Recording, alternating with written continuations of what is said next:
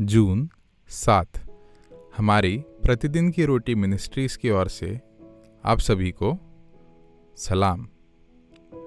आज के वचन का शीर्षक है देने में का आनंद, जिसे लिया गया है प्रेरितों 20 उसका 17 से 24 और 34 से 35 तक। उसने मिलेतुस से इफिसुस के बुजुर्गों और कलीसिया को संदेशा भेजकर अपने पास बुलाया। उनके आने पर पौलुस ने उनसे कहा, यह तुम जानते हो कि एशिया पहुंचने के बाद पहले दिन से ही हर समय मैं तुम्हारे साथ कैसे रहा हूँ और दीनतापूर्वक आंसू बहा बहा कर यहूदियों के षड्यंत्रों के कारण मुझ पर पड़ी अनेक परीक्षाओं में भी प्रभु की सेवा करता रहा।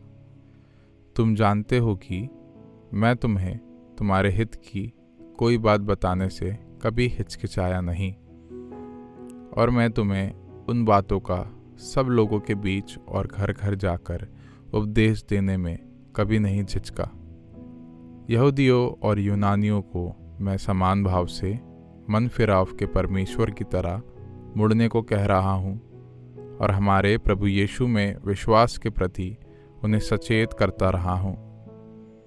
और अब पवित्र आत्मा के अधीन होकर मैं यरूशलेम जा रहा हूँ। मैं नहीं जानता वहाँ मेरे साथ क्या कुछ घटेगा। मैं तो बस इतना जानता हूँ कि हर नगर में पवित्र आत्मा यह कहते हुए मुझे सचेत करती रहती है कि बंदीगृह और कठिनाइयाँ मेरे प्रतीक्षा कर रही है, किंतु मेरे लिए मेरे प्राणों का कोई मूल्य नहीं है। मैं तो बस उस दौड़ धूप और उस सेवा को पूरा करना चाहता हूँ जिसे मैंने प्रभु यीशु से ग्रहण किया है। वह है परमेश्वर के अनुग्रह के सुसमाचार की साक्षी देना। प्रेरितों के काम 20 उसका 34 और 35। तुम स्वयं जानते हो कि मेरे इन हाथों ने मेरी और मेरे साथियों की आवश्यकताओं को पूरा किया है। मैंने अपने हर कर्म से तुम्हें यह दिखाया है कि कठिन परिश्रम करते हुए हमें निर्बलों की सहायता किस प्रकार करनी चाहिए, और हमें प्रभु यीशु का वह वचन याद रखना चाहिए जिसे उसने स्वयं कहा था, लेने से देने में अधिक सुख है। मुख्य वचन प्रेरितों उसका 20 का 35। लेने से देना धन्य है।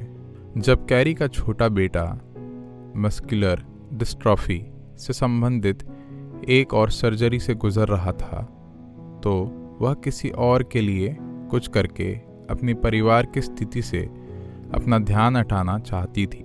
इसलिए उसने अपने बेटे के छोटे हो चुके लेकिन कम उपयोग किए गए जूतों को इकट्ठा किया और उन्हें एक सेवकाई को दान कर दिया।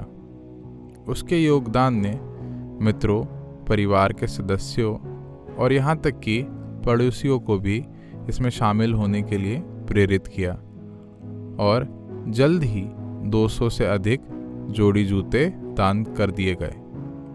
हालांकि जूते मुहिम चलाने का उद्देश्य दूसरों को आशीष देना था, कैरी को लगता है कि उसके परिवार को अधिक आशीष मिली।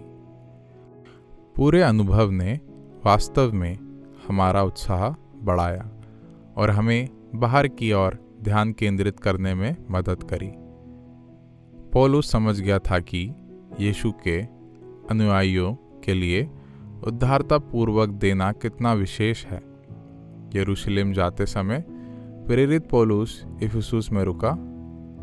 वह जानता था कि यह संभवतः उस चर्च के लोगों के साथ उसकी आखिरी मुलाकात होगी जिसकी स्थापना उसने वहाँ की थी।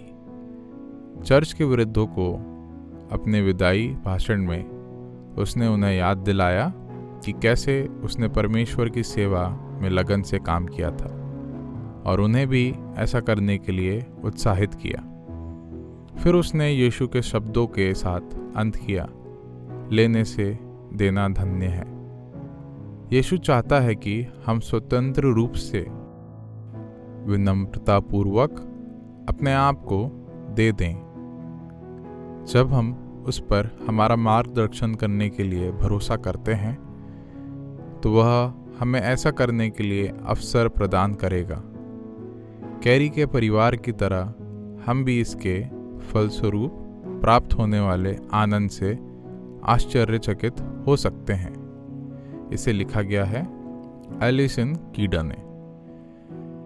किस तरह से परमेश्वर आपको अपने आप को दूसरे को देने के लिए बुला रहा होगा। आप कब किसी की उदारता के उपकारी बने हैं। आइए हम प्रार्थना करें। प्रिय पिता, मुझे अपना समय और संसाधन स्वतंत्र रूप से दूसरों को देने में मदद करें। आमीन।